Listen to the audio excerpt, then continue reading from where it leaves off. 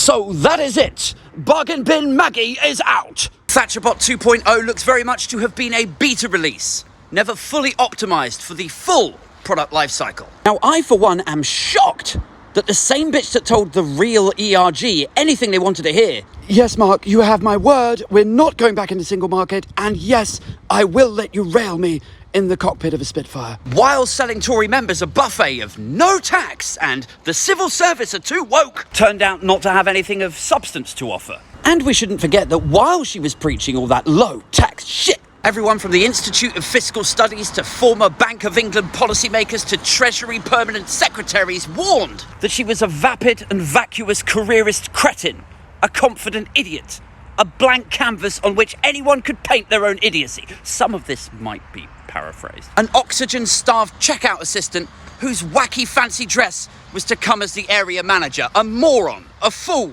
an intellectually barren mannequin whose hard work need only be interpreted in terms of how hard she finds literally everything. I am shocked that this person did not end up celebrated alongside the other iconic prime ministers of political history. Thatcher, Churchill, Michael Sheen. Now, of course, focus switches to who will take over. Sunak, Mordaunt. Or that other guy. It's funny, to some extent we accept the Conservative Party are there to conserve, to keep things the same.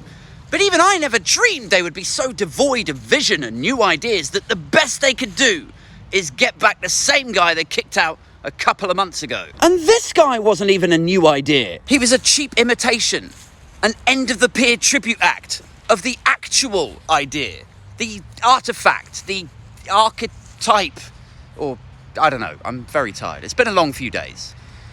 Maybe I need to eat some more, vegetables or salad or something.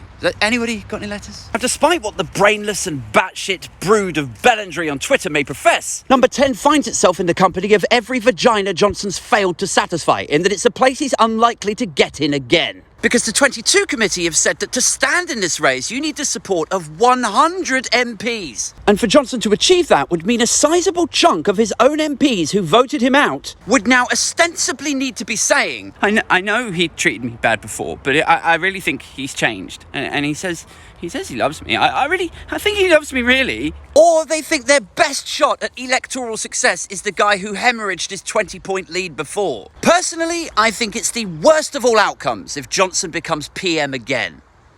So obviously that is what will happen.